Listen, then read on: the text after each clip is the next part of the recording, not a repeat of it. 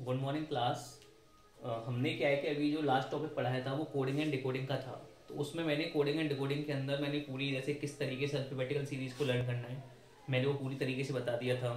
उसके बाद में फिर मैंने ये भी बता दिया था कि अगर मुझे रिवर्स नंबर फाइंड आउट करना है तो मैं किस तरीके से रिवर्स नंबर को फाइंड आउट करूंगा, ये भी हमने सीख लिया था बहुत अच्छे तरीके से। अब नेक्स्ट क्या है कि जैसे मैंने दो टाइप के क्वेश्चन थे वो मैंने बता दिए थे, एक तो था लेटर कोडिंग के ऊपर और एक था रिवर्स नंबर के ऊपर, वो मैं आपको आसानी से बता दिया था। अब क्या है कि एक और मेरे पास में क्वेश्चन होते हैं जो कोडिंग डिकोडिंग के अंदर आते हैं। मैं उस क्वेश्चन की बात करता हूँ। जैसे कभी कभी कैसे क्वेश्चन पूछा जाएगा तुमसे, तुम्हें ये दे दिया जाएगा क्वेश्चन के अंदर, जैसे यहाँ दे बोलेंगे क्वेश्चन में कि इफ, वो बोलेगा कि if E equal to 5 and T equal to 26 then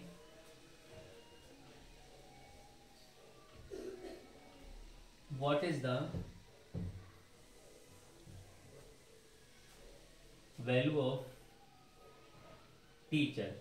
तो जैसे ये इन्होंने बोल लिया कि टीचर की वैल्यू उनके पास में क्या होगी, TEACHER। अब देखो ऐसा क्वेश्चन हमें पूछा जाएगा। अगर ऐसा क्वेश्चन हमें पूछा जाएगा तो ये मैंने जितने अल्फाबेटिकल नंबर्स आपको लर्न कराए थे तो उससे एक चीज मेरे समझ में आई थी कि जैसे ई जैसे ही आया तो मुझे पता है कि ई मेरा 5 नंबर पे होता है, एक मेरे ये वाली बात समझ में आई। दूसरा फिर मुझे दिया है TEA टी, तो मैंने बताया था कि जैसे टी से मेरे पास में 26 आया। 26 कैसे आया कि मुझे पता है जब ई इक्वल टू मेरे पास में 5 है तो क्या मैं इसको ऐड करके देख सकता हूँ। मैंने ऐड किया, जब मैं इसको ऐड करूंगा तो T4 मेरा क्या होता है 20, ये मैंने बता दिया T4 20, ई होता है 5 पे, ए होता है 1 पे, तो 20 प्लस 5 प्लस 1 अगर मैं इसको करूंगा तो इस तरीके से करूंगा, ये होता है 20 प्लस ये होता है 5 और ये होता है प्लस का 1, क्या आ जाएगा मेरे पास में 26 आ जाएगा। तो मेरे क्या चीज समझ में आई, एक चीज यहां से समझ में आई कि ओनली इन्होंने किसकी बात की है, नंबर्स की बात की है। तो क्या मैं इसके नंबर्स को राइट डाउन कर सकता हूं। अब जो मैंने जितनी तुम्हें चीज बताई थी कि टी कौन से नंबर पे आता है, आर कौन से नंबर पे आता है, सी कौन से नंबर पे आता है, एच कौन से नंबर पे आता है, तो जितनी ये मैंने बात तुम्हें बताई थी ना, तो वो इसलिए यहाँ काम में आने वाली है। यहाँ इसलिए काम में आएगी कि मैंने क्या बोला था, मैंने ये तुम्हें बताया था कि जैसे टी है तो तुम्हें पता है बहुत अच्छे तरीके से, अगर मैं टी की बात करूंगा तो टी कौन से नंबर पे आती है, सभी को पता है टी आती है 20 पे, प्लस ई कौन सी पे आती है, सर ई आती है 5 पे, टी को 20 होता है, ए सबको पता है 1, सी 3, एस सबको पता है। अगर मैं इसको थोड़ा ऐसे करूंगा, ऐसे कर दूंगा तो 8 की तरह बनता है, 8 नंबर पे आता है, ई आता है 5 पे। आर का मीनिंग मैंने बताया था right to vote, right to vote मतलब हमारी वोट डालने की उम्र क्या होती है 18 ईयर। तो ये मेरे पास में आया 20 प्लस 5 प्लस 1 3 8 प्लस 5 प्लस 18, तो इन सबको मैं एडिशन कर दूंगा। तो एडिशन करने में मेरे पास में क्या है, मुझे इसकी वैल्यू मालूम पड़ जाएगी। तो इस टाइप के क्वेश्चन मुझे देखने को मिलते हैं। जैसे 20 प्लस 5 क्या हो जाएगा मेरे पास में 25 हो जाएगा, 26 और 3 29 और 8 क्या हो जाएगा 37 और 5 क्या हो जाएगा 42 और 18 क्या हो जाएगा 60। तो जो मेरे पास में टीचर है इसकी वैल्यू क्या आ जाएगी 60 आ जाएगी। 60 मेरे पास में क्या आ गया, आंसर आ गया। तो इस टाइप का क्वेश्चन एक तो मुझे देखने को मिलता है। तो ये भी किसका पार्ट है, ये भी हमारे पास में जो पार्ट है कोडिंग एंड डिकोडिंग का ही पार्ट है, रीजनिंग का ही पार्ट है, जो मैंने अभी इससे लास्ट लेक्चर लिया था उसमें इन सब के बारे में मैंने डिस्कस किया था, सबके बारे में मैंने बताया था। अब क्या है, जैसे मैं एक क्वेश्चन की बात और करता हूँ। एक क्वेश्चन मेरे पास में, जैसे मैंने बोला ये क्वेश्चन नंबर मेरे पास में 1 था। अगर मैं क्वेश्चन नंबर 2 की बात करूँ, क्वेश्चन नंबर 2 में मेरे पास में गिवन है FLARE, और जो फ्लेयर है, फ्लेयर को वो किस तरीके से राइट डाउन करता है, जैसे एफ है तो फ्लेयर को वो किस तरीके से राइट डाउन करेगा।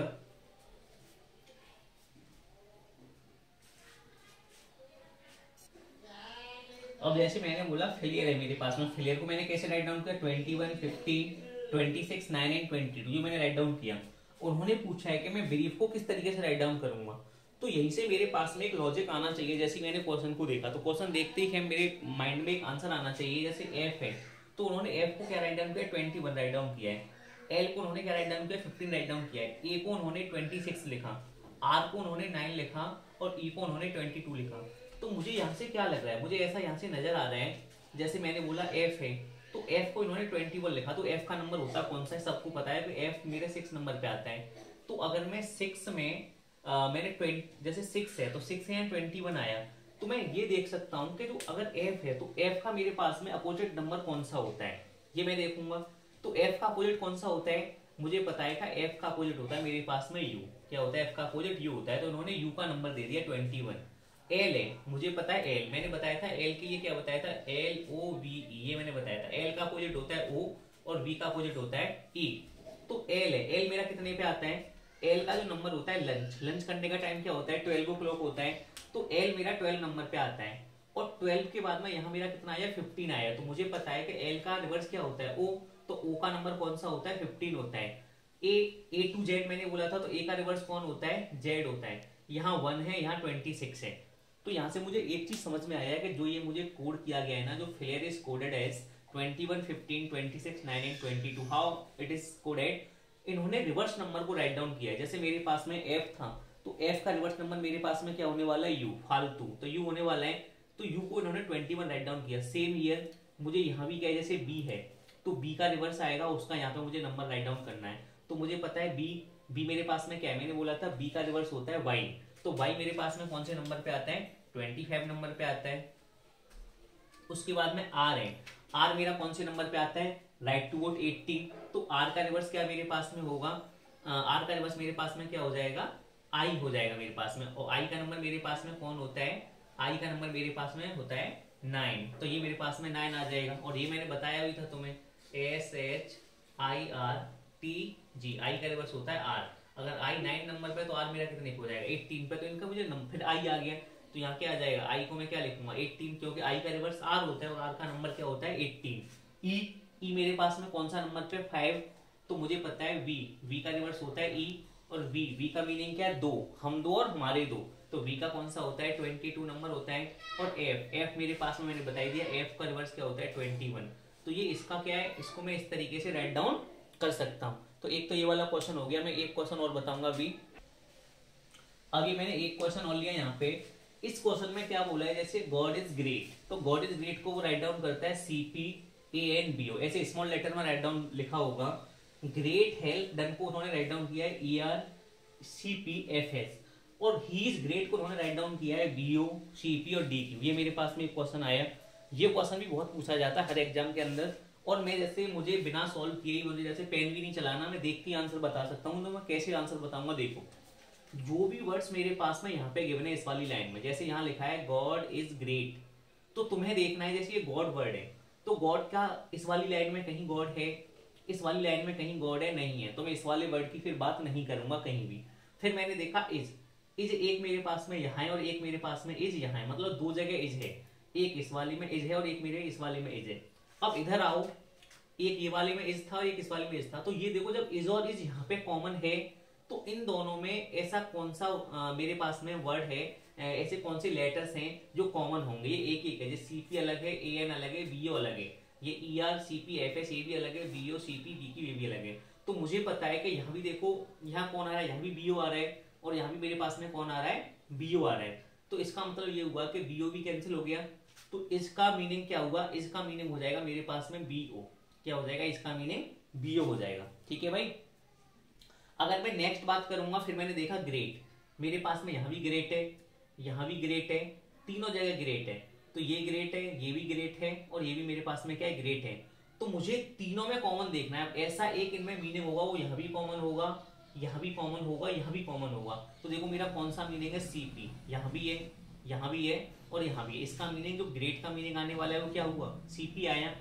अब और मेरे पास में ऐसा कोई वर्ड नहीं है जिसका मैं कॉमन मीनिंग को निकाल सकता हूँ, राइट डाउन कर सकता हूँ। तो मुझे ये मालूम पड़ा यहाँ से कि जो इज है, इज का कोड कौन होने वाला है BO, ग्रेट का कोड कौन होने वाला है CP, जो गॉड बचा है तो गॉड का कौन कोड हो जाएगा जो बचा हुआ है, तो गॉड का जो कोड होगा वो कौन होगा AN होगा। इसी तरीके से ही का कोड कौन होगा DQ होगा।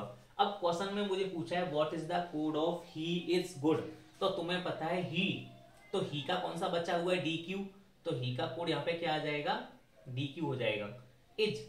इज का मुझे पता है, इज यहाँ भी कॉमन था, यहाँ भी कॉमन था, तो इसका कोड मैंने पहले राइट डाउन कर लिया, जो कॉमन होता है वो इसका कोड हो जाएगा, दोनों जगह कॉमन है। जैसे अगर ये इज मेरे पास में दो जगह है तो मैं दोनों में कॉमन देखूंगा, अगर इज मेरे पास में तीनों में होता तो मुझे ऐसे नंबर की नीड थी कि वो तीनों में क्या है कॉमन होना चाहिए, it is common to all, सब में कॉमन होना चाहिए। लेकिन इज मेरा दो ही जगह था, इस वाली लाइन में था, इस वाली लाइन में था, तो we have to be concentrate on this line and this line. तो यहाँ मेरे पास में देखा BO मेरे पास में यहाँ भी था, यहाँ भी था, तो इसका कोड कौन हो जाएगा BO हो जाएगा।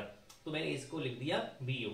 गॉड मेरे पास में, गॉड यहाँ अकेला बचा हुआ है, तो गॉड का कौन हो जाएगा मेरे पास में, कौन बचा है मेरे पास में AN बचा है, तो ये कोड हो जाएगा गॉड का। तो DQ BO and AN is the code of his God. तो ये इसका कोड हो गया। तो इस टाइप के क्वेश्चन बहुत पूछे जाते हैं, आते ही रहते हैं, अधिकतर हर एग्जाम के अंदर पूछे जाते हैं। और मैं इसकी एक टाइप और बची हुई है, उस क्वेश्चन को मैं कराऊंगा, फिर आपके अच्छी तरीके से ये क्वेश्चन समझ में आ जाएगा। अब मेरे पास में एक मैंने सेम क्वेश्चन लिया है, जो अभी मैंने क्वेश्चन बताया उसी टाइप का सेम क्वेश्चन है कि अगर मैंने 592 को मैंने राइट डाउन किया ग्रेप्स आर स्वीट, 374 को मैंने राइट डाउन किया आई लाइक ऑरेंज, 267 को मैंने राइट डाउन किया ऑरेंज आर शोर। अब मुझे क्या करना है कि इनमें से फिर मुझे पूछा है कि what is the code of शोर। जो मेरे पास में शोर है उसका मेरे पास में कोड क्या होने वाला है, तो मैं शोर का कोड किस तरीके से निकालूंगा। देखो वही सेम चीज, जैसे मेरे पास में यहाँ पे आया ग्रेप्स, यहाँ ग्रेप्स आया, आर आया, स्वीट आया।